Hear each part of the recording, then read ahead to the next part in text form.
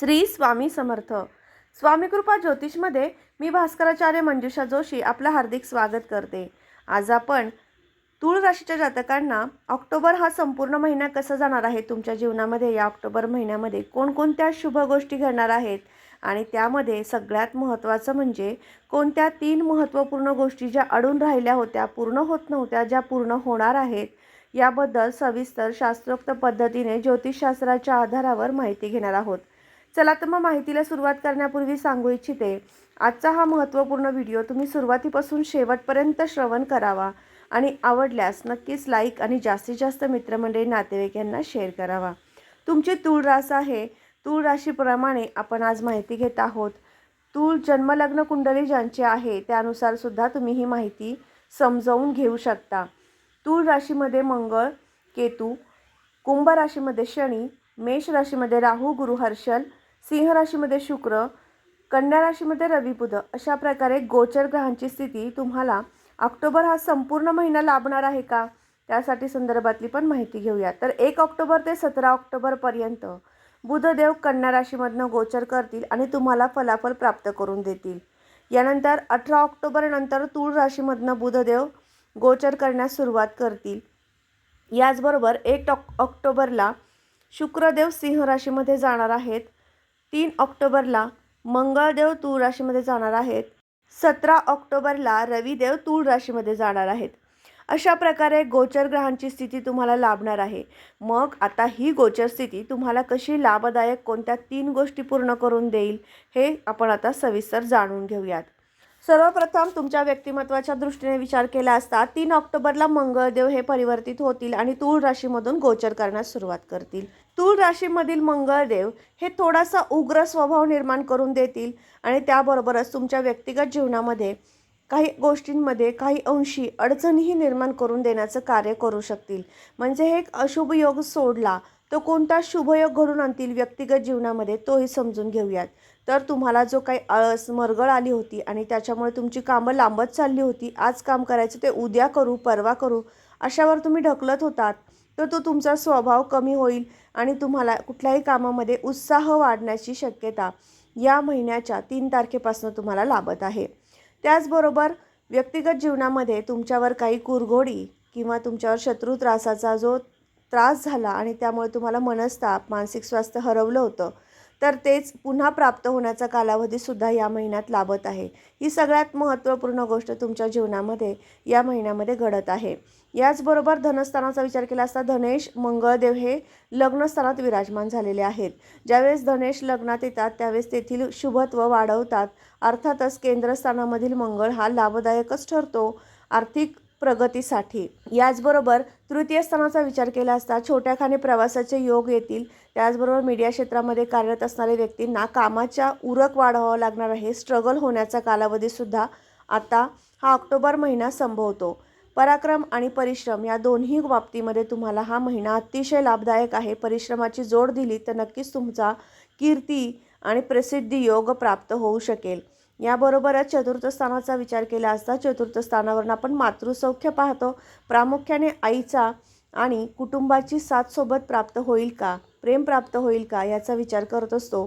तर तेच सुख तुम्हाला या महिन्यामध्ये सुरुवातीच्या पहिल्या 15 मध्यम स्वरूपाचं परंतु त्यानंतर अतिशय उत्तम प्रकारचं प्राप्त होणार आहे.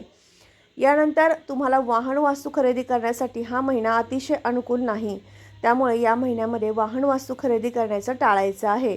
याबरोबरच पंचमस्थानाचा विचार केला असता पंचमस्थानाचे मालक शनिदेव हे पंचमस्थानात वक्री स्वरूपात 4 नोव्हेंबरपर्यंत आहेत.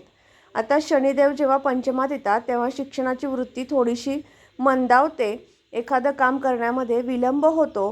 परंतु 5व्या घरामध्ये शनिदेव जेव्हा येतात तेव्हा त्या स्थानाचं बळसुद्धा वाढवतात. म्हणजेच तुम्हाला प्रेम प्रणय या संदर्भातील काही अडचणी होत्या, तुमच्या दोघांमध्ये काही मतभिन्नता होती, तर ती कमी होऊ शकेल आणि त्याचबरोबर तुम्हाला शिक्षणाची संधीसुद्धा उपलब्ध करून देतील. अर्थात त्यामध्ये अडचणी येणार आहेत, पण त्या अडचणींवर मात करण्याची बुद्धीसुद्धा शनी महाराज कृपा करून तुम्हाला देणारच आहेत. याबरोबरच आपण षष्ठ स्थानाचा विचार केला असता षष्ठ स्थानाचे मालक गुरुदेव जे तुमच्या पत्रिकेतील सप्तम स्थानात विराजमान आहेत. पहा, आपलं सप्तम स्थान किती महत्त्वाचं आहे. केंद्रस्थान ही आपल्या जीवनामध्ये अतिशय महत्त्वाची आहेत. 1, 4, 7 आणि 10 ही केंद्रस्थाने मानली जातात आणि त्यातलं सगळ्यात महत्त्वपूर्ण स्थान म्हणजे जोडीदाराचं सौख्य, भागीदारीचे व्यापार याचा ज्याच्यावरनं अभ्यास केला जातो, ज्या स्थानावरनं याची माहिती घेतली जाते ते स्थान म्हणजे सप्तम स्थान. आणि ज्यावेळेस तेथे राहू गुरुचा चांडाळ योग होतो त्यावेळेस तुम्हाला तेथील सुख आणि दुःख या दोन्ही गोष्टी उपभोगायला मिळतात. अर्थात भागीदारीचे काही व्यापार असतील तर ते सुस्थितीमध्ये येतील. काही गोष्टींमुळे तुमच्यामध्ये आणि पार्टनरमध्ये काही पार्टनरशिपच्या व्यवहारामध्ये वाद झाले असतील तर ते वाद मिटून सुस्थितीमध्ये येण्याचा कालावधी 30 ऑक्टोबर नंतर आहे. याचबरोबर या संपूर्ण महिनाभरामध्ये किरकोळ प्रमाणात संघर्ष राहू शकेल जोडीदारासोबत. फार मोठ्या प्रमाणातल्या तक्रारी किंवा दोष निर्माण होणार नाहीत किंवा एकमेकांपासून विभक्त राहण्याची वेळ येणार नाही. म्हणजेच हे एक सुख तुम्हाला प्राप्त करून देणारं ग्रहमान आता तुम्हाला 1 ऑक्टोबर ते 30 ऑक्टोबरपर्यंत प्राप्त होत आहे. जोडीदाराचं सौख्य प्राप्त होईल. वाद जरी झाले तरी ते मोठ्या विकोपाला जाणार नाही. ते एक सौख्य महत्त्वपूर्ण गोष्ट तुमच्या जीवनामध्ये घडणार आहे.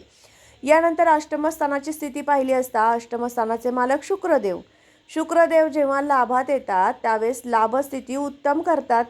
कारण लाभस्थान हे शुक्राचं उपजय स्थान आहे. लाभस्थान हे शुक्राचं आयस्थान स्वतःचं स्थान आहे. त्यामुळे नक्कीच तेथे त्यांची प्रगती होते. शुक्रदेव जेव्हा त्या स्थानात येतं तेव्हा त्या गोष्टींमध्ये प्रगती होते. म्हणजेच तुम्ही शेती, बागायत जमीन, पिग्मिक कलेक्शन संदर्भातली व्यापार, नोकरी जर तुमची बँकेत असेल तर तेथे सुद्धा तुम्हाला अतिशय उत्तम कालावधी तुमचा हा महिना जाणार आहे. कामाचा उरक थोडासा वाढवावा लागणार आहे कारण परिश्रम स्थानाचे मालक सप्तम स्थानामध्ये राहूयुक्त आलेले आहेत. त्यामुळे कामाचा अर्थात उरक तुम्हाला वाढवावाच लागणार आहे. परंतु तो उरक वाढवल्याने तुम्ही समाधानी राहणार आहात. जरी तुम्हाला कामाचा ताण पडला तरी तुम्हाला लाभस्थिती उत्तम घडून आणण्यासाठी शुक्रदेव कृपा करणारच आहेत.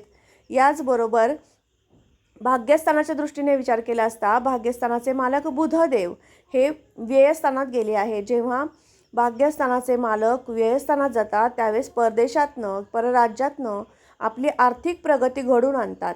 अर्थात कामानिमित्त, उद्योग व्यवसाय, नोकरीनिमित्त बाहेर प्रवासी होणार आहे. परदेशात जाण्याची संधी प्राप्त होणार आहे. नोकरीनिमित्त सुद्धा तुम्ही परदेशात जाऊ शकता.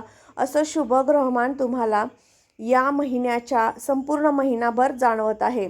याचबरोबर छोट्याखानी उद्योगाला चालना गती प्राप्त करून देण्याचं कार्यसुद्धा तुम्हाला बुधदेव करणार आहेत. कारण बुधदेव हे भाग्यस्थानाचे मालक झालेले आहेत आणि ते त्यांच्या मूलत्रिकोण आणि उच्च राशीमध्ये गेलेले आहेत.